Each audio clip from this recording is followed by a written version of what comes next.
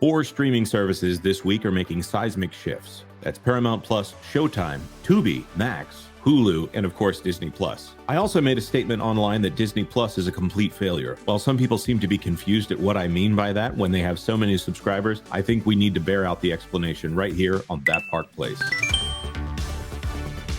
Hello, I am Jonas J. Campbell. I am an investigative reporter from That Park Place, and I'm about as close to an expert on Hulu as you can get. I got myself through business school discussing Fox, Disney, and Hulu specifically. So I wanted to go to some of the news today.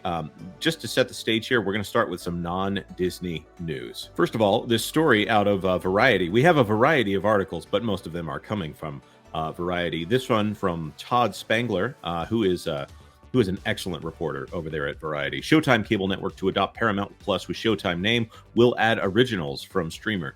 If you're not following the definitionally what they're talking about here, the cable network is now going to be called Paramount Plus with Showtime. So the cable network is taking on the name of Paramount Plus with Showtime and will add originals from the streamer, meaning things that are Paramount Plus originals, and I'm assuming Showtime Plus, if whatever the name of their streaming service, which is now defunct and merged into Paramount, those will now be available on cable. So they're getting this also ran going over here with the cable networks. The show is over for Showtime as a standalone brand. Agreed. And that follows my reporting from January. As of January 8th, 2024, Paramount Global will rebrand their linear Showtime cable network as Paramount Plus with Showtime, the same name as the company's top-tier streaming package. Well, that's fascinating. With the name change, the premium cable network will add select Paramount Plus original series. Confusingly, however, some subscribers of the linear Showtime channel will not have access to the Paramount Plus with Showtime streaming plan. Instead, Paramount Plus with Showtime cable subscribers will be able to get access to programming online via the authenticated streaming apps of pay TV partners. That's similar to the TV Everywhere logins that we've been seeing. According to Paramount, the move aligns the brand with the Paramount Plus with Showtime plan, a cornerstone integration of the streaming service, making this the first of its kind multi-platform brand that integrates streaming and linear content. That's an interesting way to put that. In this particular instance, what I would say is that they really need Paramount Plus to be successful, and they don't see any reason to not put it with ads or part of the premium stuff so that they can save money on programming their linear network. Also coming in January, the linear Paramount Plus with Showtime network will feature a new Showtime original series called The Woman in the Wall, alongside such shows as Fellow Travelers, The Chi, the Kai, I don't know which pronunciation they're going for, The Curse, Yellow Jackets, and Your Honor. It seems like Yellow Jackets in Your Honor might be holding up Showtime altogether at this point. In reality, what I think they're doing here is they're probably trying to split the difference on the marketability of Paramount, which is an upgrade from their original name, which was, of course, CBS All Access. But moving on to another streaming service with a massive ship, we're talking about Max and Tubi. Tubi is going to be streaming the Batman, Suicide Squad, and more DC Universe movies and TV shows. This one is an exclusive from Jennifer Moss. Fox's ad-supported streamer. This is Fox, the company that used to be called Fox before Disney bought a substantial portion of Fox. This is Fox Corporation, not 20th Century Fox. 20th Century Fox is what was bought by Disney and rebranded as 20th Century Studios. So they've not quite killed the Fox brand over there, but they're replacing it with the 20th Century Fox. They're replacing 20th Century Fox with 20th Century. So this is Fox, the corporation that is run by Rupert and Lachlan Murdoch. So Fox owns Tubi, not Disney. Their ad-supported streamer Tubi has struck a deal with Warner Brothers Discovery to stream DC movies, including the Batman, Suicide Squad, Black Adam, Wonder Woman, and Aquaman, as well as the superhero series Batman, Gotham, and Lois and Clark, The New Adventures of Superman. By the way, Lois and Clark, The New Adventures of Superman, that's one with a great little theme to it. And who knew that we would have ever wanted a Superman romantic comedy series? But we got it, and it was excellent. More power to you. It looks like they are also adding in DC animated films. And look at right there, Constantine. Hey, look at that. Swamp Thing is resurging. That was from DC Universe, which also failed as a streaming service before it was folded into HBO Max, which was then, of course, turned into Max after it was merged with Discovery. Currently, the majority of these DC titles are only available to stream on Warner Brothers Discovery Max, Wow, what a mouthful that. Warner Brothers Discovery Max, which has both ad-supported and ad-free tiers. Moving it to Tubi means that it will have ad support the entire way, and people who are just generally looking online. Roku, I think, I'm not sure if Roku will allow you to see what's on Tubi, but I wouldn't be surprised if this means that they'll also end up on Roku. I don't know that for a fact, but anything that ends up on Tubi tends to end up on Roku. I doubt that this is an exclusive deal. I haven't seen the word exclusive on here other than the fact that this is an exclusive article. Oh, but look at this. The new Warner Brothers TV Fast channels, free ad supported. That means you'll get singular channels that are ad supported, that are branded as Warner Brothers, TV Chasing Criminals, TV Classic Cinema, TV Generation Drama, TV in the Garage, TV Living with Evil. Oh my. TV Nikita.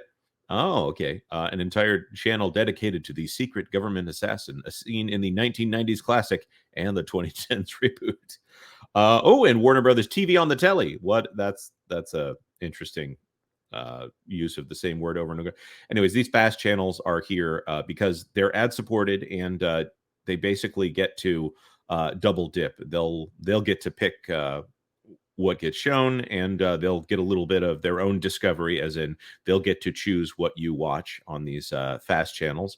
And Tubi will pay Warner Brothers, in this case Max, some money in order to use their content to license. Wow, this is a lot of fast supported channels. Fast channels are the place to be.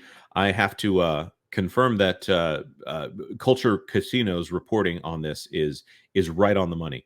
So now moving on to the title story here, Grey's Anatomy. All seasons are streaming on Hulu. Hulu minus Disney Plus. That's funny. Hulu, Disney Plus combined app. Disney prepared to license 14 shows to Netflix. This by Todd Spangler. Disney is bringing all past seasons of Grey's Anatomy to Hulu while they remain on Netflix. Grey's Anatomy has been a huge hit on Netflix. It was in the top 10 streaming shows, according to Nielsen's, and Nielsen is the clearest metric for how many people are actually watching a show. Recently, we saw that Bluey was the #1 streaming show pretty much of the year. And then after that is Suits. So yes, Disney does have the #1 streaming show on its app. That's it just happens to be one that they have no hand in making. And then after that is Suits, which Suits has been a massive hit. Netflix had no hand in making Suits. They just license it. And they licensed that from USA. And USA has said, hey, we're going to do more series like this. And what was it? They're going to stop doing so much premium, like premiere content, like HBO style content. They're going to do more shows like Psych and White Collar and what's the other one? Royal Pains. I wouldn't be surprised if Monk, although I think Monk is owned by Peacock now, I wouldn't be surprised to see more shows that are based around well-written characters, like situation dramas, as you might want to call them, or sit drams, sit dramedies. Starting in spring 2024, Hulu and Netflix will share the co-exclusive U.S. streaming rights to all prior 19 seasons of Grey's Anatomy. Wow, if you put ads on those, that's a lot of content to put ads on. As part of the new licensing deal between Disney Entertainment and Netflix, only Hulu will have the complete series, as new in-season episodes from the upcoming season 20 of the hit show will be available to stream after they air on ABC, along with the 19 previous seasons. Grey's Anatomy, the longest-running medical drama on primetime TV, is created by Shonda Rhimes. She seems to just print money, and produced by ABC Signature, a part of the Disney Television Studios and Shondaland. You will know that Disney has really hit rock bottom if they go for a Shondaland theme park, although that might be very interesting. Grey's Anatomy expansion on Hulu is part of a proposed short-term U.S. content agreement under which Disney Entertainment will license 14 library series to Netflix on a non-exclusive basis. According to a source familiar with the situation, Netflix and Disney have not officially closed the deal yet. This is a very good idea for Disney. The series, let's see. The Wonder Years, This Is Us, My Wife and Kids, ESPN 30 for 30. Oh, I thought Disney wasn't going to be putting core brands on other people's streaming services. Now that is fascinating. ESPN, they've said that that's a core brand. Oh, well.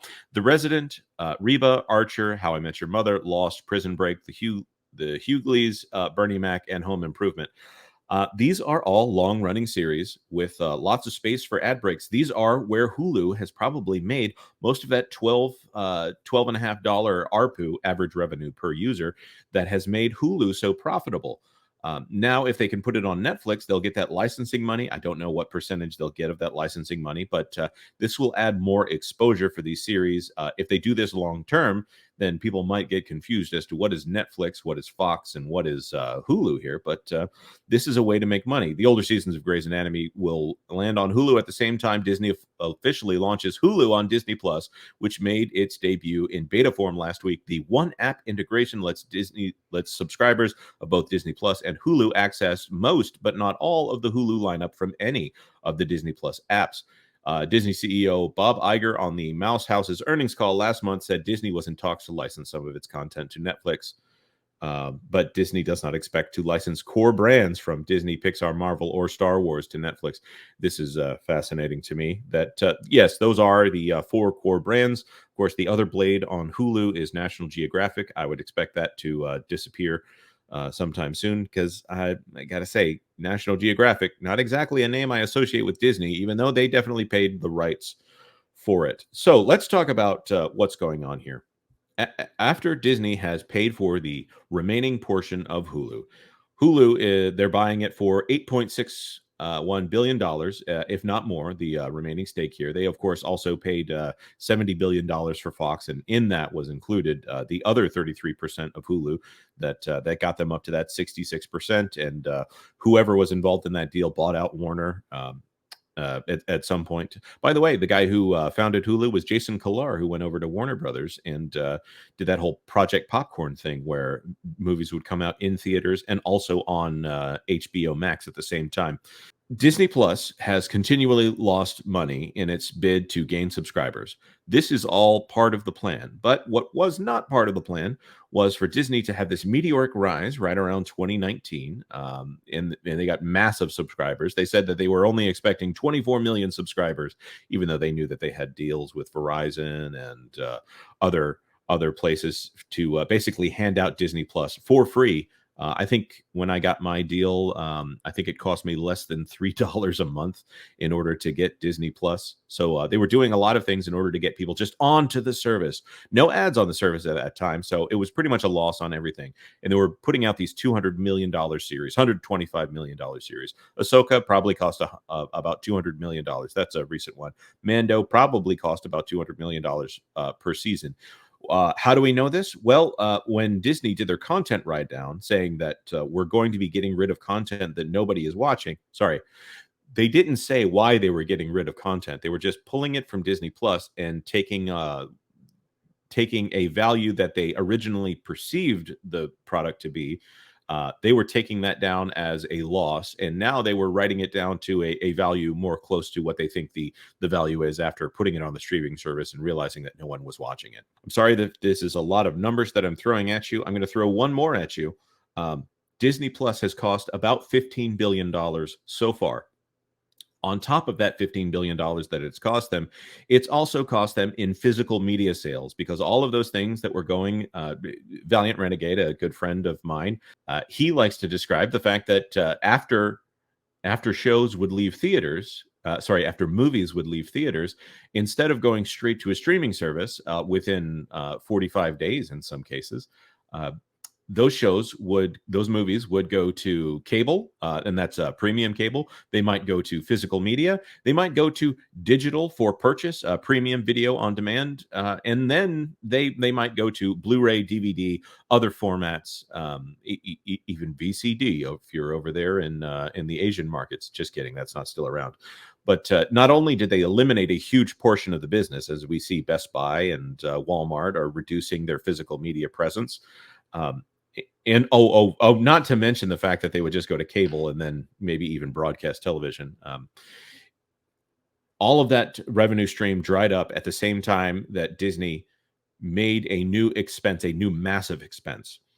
Now, to add to this, as subscriber numbers were going up, Disney had an excuse for what was going on here, for the massive losses that they were incurring in order to try to have so many people sign up as people were dropping off. A normal process, they call it churn. You gain more subscribers than you lose. That's they need to lower that churn rate.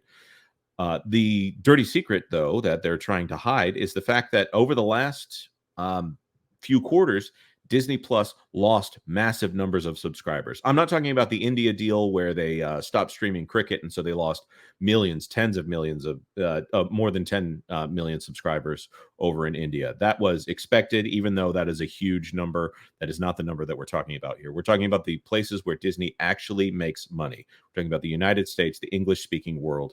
Disney has lost money over and over again. This last quarter, they got about 700,000 subscribers, which kind of stems all the losses they've had over the last two subscribers. So we had last 2 quarters.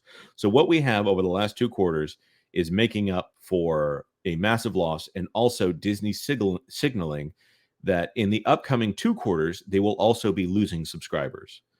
Now, how do they know this? They know this because they added subscribers from the Charter Spectrum deal, which ruined their linear networks. The Charter Spectrum deal, where they said, we're going to sell our cable, but not all of our previous channels. They knocked off about 10 channels that they were selling to Charter and Spectrum in order to appease Charter and Spectrum, who said, we're not paying for all this stuff that no one watches. And also, we want you to give them Disney Plus. So Disney wrote the deal so that it looked like Charter Spectrum is paying for Disney Plus. And that might be a gain for Disney Plus on some level because they have this subscriber jump. But also they did a $2 per month deal in the United States and also the United Kingdom. All of that is probably going to expire by January, if not by March. And so it looks like Disney Plus is going to lose subscribers. How has Disney solved this problem?